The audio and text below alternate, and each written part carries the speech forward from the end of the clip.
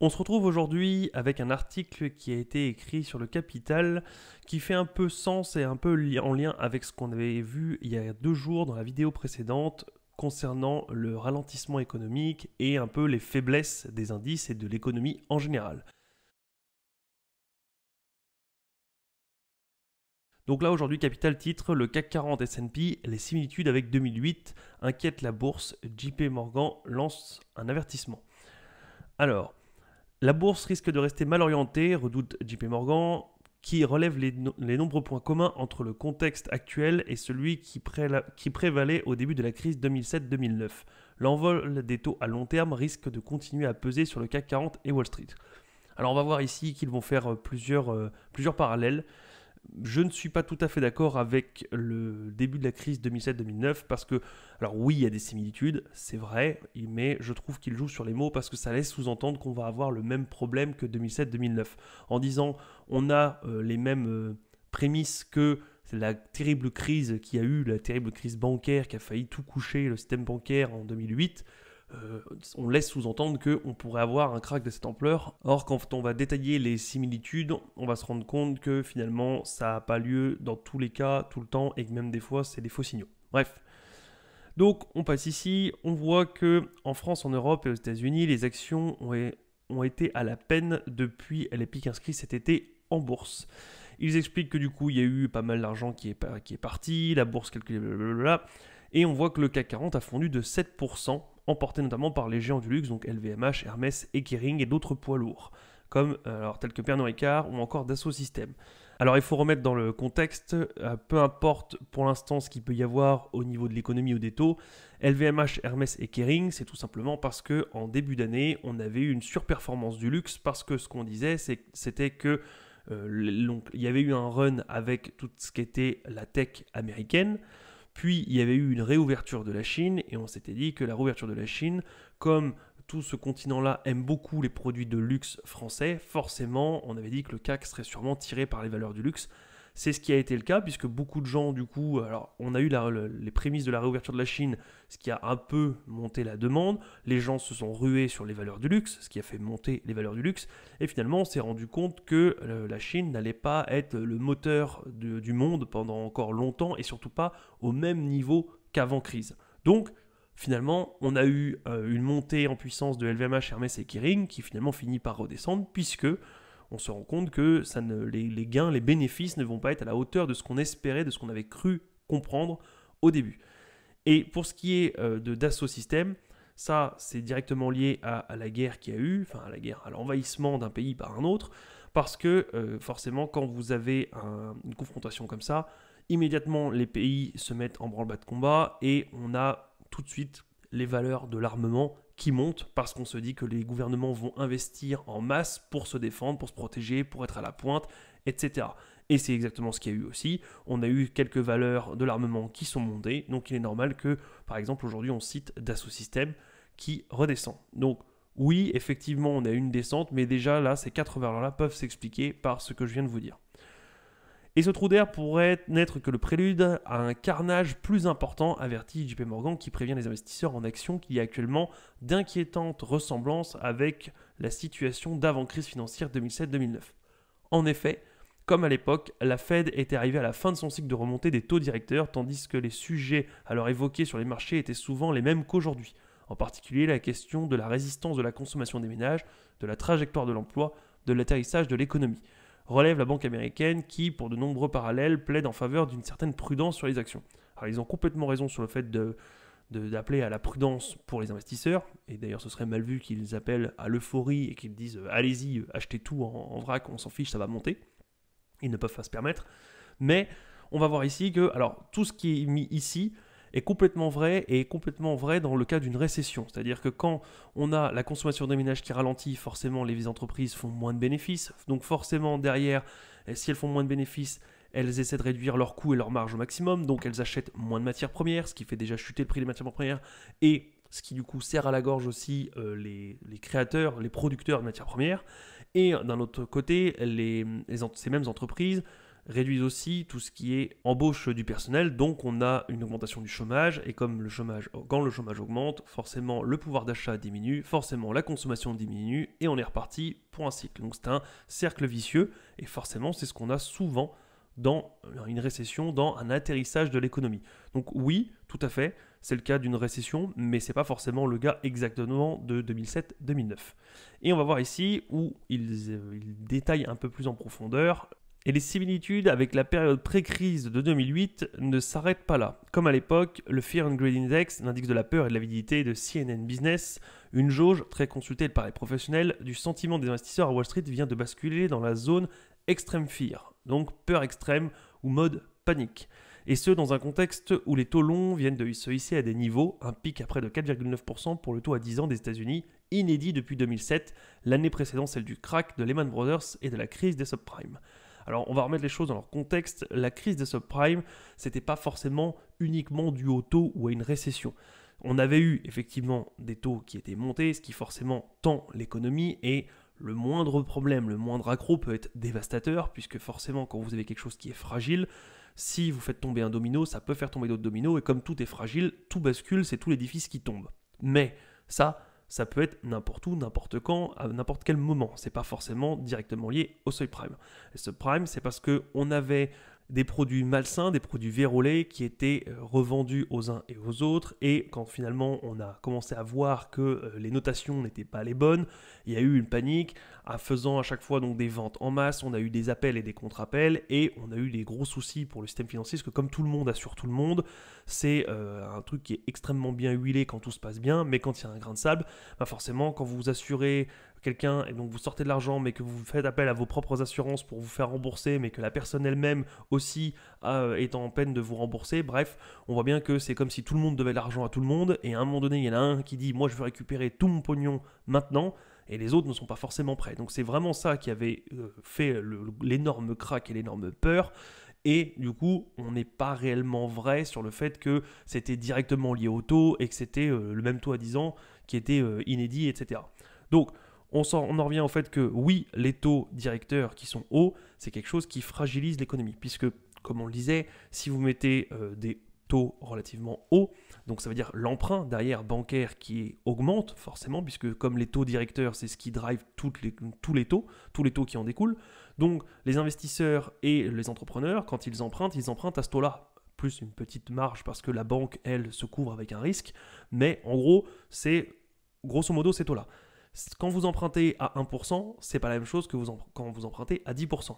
Forcément, du coup, quand vous empruntez à 1%, n'importe qui arrive à trouver un business qui est rentable à 2 ou 3%, c'est bon. Quand derrière vos taux passent à 8-10%, bah déjà tous les business qui sont à 2, 3, 4, 5, 6, 7% s'effondrent, ils finissent par suffoquer parce que forcément, s'ils empruntent et qu'ils sont moins rentables, ça ne marche pas. Ça marche aussi pour tous les business qui jusqu'à maintenant marchaient, et comme ils doivent faire rouler leur dette, donc ils doivent réemprunter leur dette actuelle, sauf que l'ancien taux était à 1%, et puis aujourd'hui, il est à 8%. On pense aussi à tous les gens qui achètent de l'immobilier. Alors, c'est pas vrai vraiment en France, mais c'est plutôt vrai aux États-Unis, même si ça s'est bien corrigé depuis 2008. Quand vous aviez un taux à 1% et que votre mensualité était câblée là-dessus, mais quand les taux augmentaient, votre mensualité, donc votre remboursement de crédit tous les mois, augmentait. Si vous aviez acheté une maison et que vous remboursiez 500 € par mois, enfin 500 $ du coup, par mois, ça allait. Et puis quand les taux montent, vous devez rembourser 520, 540, 600, 650, 700. Ben forcément, il y a des ménages qui n'y arrivaient plus et qui ne payaient plus et qui revendaient dans l'urgence, etc., etc. On avait aussi pas mal de choses comme ça. Donc, on n'est pas vraiment sur 2007-2008, on est sur toute période où les taux remontent, forcément, comme on le disait, on a du coup les investisseurs qui investissent moins, les sociétés qui ont plus de mal et qui du coup investissent moins, voire même pour se limiter un maximum, licencient des gens et essaient de diminuer les coûts et les charges là où ils peuvent, et donc on a forcément du coup des bénéfices qui diminuent, une consommation qui diminue, bref, le cercle vicieux qu'on a détaillé juste avant. Et du coup, cet indice de Fear and Greed Index, qui est de la peur et de l'avidité, de la cupidité, c'est en gros ce qu'on appelle communément le VIX. Vous avez sûrement déjà entendu parler de ça. Alors, ça regroupe 7 critères, donc on les a tous ici. Donc le bas montant du marché, la force de l'action, la largesse des prix de l'action, les options de vente et d'appel, c'est surtout ça, la volatilité du marché, etc. En gros, c'est l'indice de la volatilité et avec les options, les appels de marge. Et quand vous avez de l'énorme volatilité, Ça veut dire qu'il se passe quelque chose et que les investisseurs ont peur parce que le delta est énorme. Et forcément, du coup, ça indique qu'il y a un potentiel stress. Mais attention, une extrême peur ou une peur ne veut absolument pas dire que ça y est, tout va tomber. Si on le met ici, chronologiquement parlant, on est aujourd'hui ici, et quand on le met, on voit peur, on est entre peur et peur extrême. Mais, quand on était, donc bon, forcément, là, on a 2023, on était en peur extrême. La peur extrême, là, c'est bon. Ici, on est en 2022, peur extrême. Alors, je ne dis pas qu'il n'y a pas eu de descente de cours, mais on n'a pas eu le chaos total, on n'a pas eu de crise énormissime, etc. Quand on est monté ici, donc on était en grid, et ici, on était en peur. Peur, et quand on descend, peur. Alors, on n'a pas eu de peur extrême, mais on a eu la peur. Ici, on a eu la peur, le neutre, et la peur, et on a eu de la peur extrême. Donc, on est dans un moment où il y a de la peur, oui, mais si on regarde bien, entre donc là, le 13 octobre, ici, le 27 décembre 2022, et ici, le 13 mars 2023, on était en peur extrême, même ici, on est passé ici en peur à un moment, il n'y a pas eu grand-chose. Donc, attention aussi, méfiance évidemment, mais ça ne veut pas dire que tout va tomber. La bourse risque fort de continuer à rester sous pression, juge JP Morgan, du fait de la persistance de plusieurs vents forts contraires qui se sont renforcés cette année. Là, ils font référence aux taux. Alors, comme on le disait justement, les taux, du coup, risquent de faire des faillites d'entreprises qui se multiplient. Et on a aussi, comme on a les taux directeurs, c'est ce qu'on avait dit, ce sont les taux qui drivent quasiment tout derrière, on a le taux des obligations qui est directement lié. Quand vous avez les taux d'obligation, les obligations ce sont des contrats, ce sont des emprunts, mais pour cette fois-ci, c'est vous qui êtes le créditeur, c'est vous qui prêtez de l'argent. Alors, parmi les plus connus, les obligations, il y a les obligations d'État, c'est-à-dire que vous prêtez de l'argent à l'État. Alors, ça peut être l'État français, ça peut être l'Europe, l'Italie, ça peut être les USA. Mettons les USA. Si vous prêtez de l'argent aux USA, ils vous disent que vous rémunèrent avec un taux de l'autre côté, sinon pourquoi iriez-vous prêter votre argent? Mais si vous prêtez par exemple $100, l'État américain vous dit « Ok, je vous rendrai vos $100, plus chaque année, je vous rendrai par exemple 3%. » Ce qui veut dire que vous touchez donc 100, enfin vous donnez 100, vous récupérez $3 chaque année, à chaque fin d'année, plus à la fin, si vous avez pris un taux sur 10 ans par exemple, à la fin des 10 années, vous récupérez vos $100. C'est le contrat, c'est ce qui se passe en théorie. Mais forcément, quand vous avez des taux à 1%, ça veut dire que derrière, vous pouvez, quand vous allez prêter 100, on va vous rendre 1, et à la fin, on vous rendra 100. Bah, vous partez plutôt sur les actions qui proposent des rendements de 5, 10, 15% parfois, avec des dividendes qui peuvent aller de 1 à 5-7% communément. Mais aujourd'hui, quand on commence à avoir des obligations à 5%, bien forcément, quand vous donnez de l'argent à l'État et qu'on va vous rendre du 5%, vous équivalez, voire même vous êtes des fois supérieur à ce que des actions pouvaient vous rendre en dividende. Et les obligations, vu que c'est ce qui est réputé pour être un des placements les plus sûrs, puisque vous prêtez à un État, donc déjà un État, pour qu'il fasse faillite, c'est impossible techniquement, et vous prêtez par exemple aux USA. Comme pays fort dans le monde, on peut difficilement faire mieux. Donc les obligations d'État américaines sont réputées pour être les placements les moins risqués qui existent sur le marché. Quand vous pouvez avoir du 5% sur un placement qui est dit pseudo sans risque, ou des actions qui vont peut-être vous rémunérer 3, 4, 5, 6%, allez disons aux alentours, mais avec un risque, et peut-être de se faire couper le dividende, ou d'avoir des bénéfices qui vont chuter, puisque comme on vient de le dire, l'économie ralentit, donc les bénéfices vont diminuer, donc forcément vos rendements vont diminuer, il n'y a pas photo, les investisseurs, et surtout ceux qui investissent des millions, voire des centaines de millions de dollars, ont vite choisi, et beaucoup se rapatrient sur les obligations, ce qui fait en plus chuter les cours du coup des actions.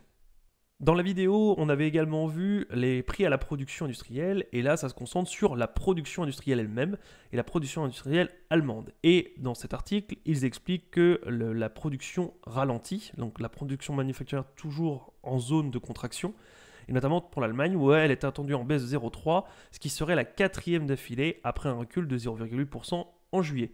Si on regarde donc pour la zone euro, la production industrielle, on voit ici qu'on est effectivement en recul, donc actuel de moins 1,1%.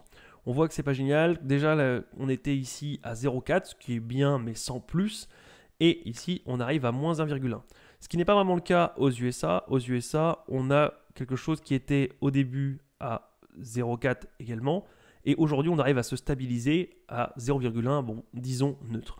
Donc, ce qu'on voit, c'est qu'on a deux pôles différents. On a l'Europe qui commencent à être vraiment en récession pure, et les USA qui arrivent à se maintenir à peu près, même si on ne dit pas qu'ils vont être épargnés, mais qui tiennent quand même un peu mieux la rampe que l'Europe. Donc on pourrait avoir en plus d'une chute du CAC 40 et des entreprises associées, on pourrait avoir une chute due à ce qu'on a dit juste avant avec les obligations, les taux qui augmentent, la récession, etc. Mais en plus, on pourrait avoir un écart qui se creuse parce que si jamais les États-Unis arrivent à ne pas rentrer en récession ou une récession très légère, les investisseurs pourraient, ceux qui restent et qui restent convaincus sur les actions, pourraient se rabattre sur les actions des États-Unis. Et donc forcément, on aurait une foule, une masse qui partirait, qui aurait déjà peur, mais qui en plus, les plus courageux qui resteraient sur les actions, privilégieraient sûrement les actions des États-Unis face à celles de l'Europe.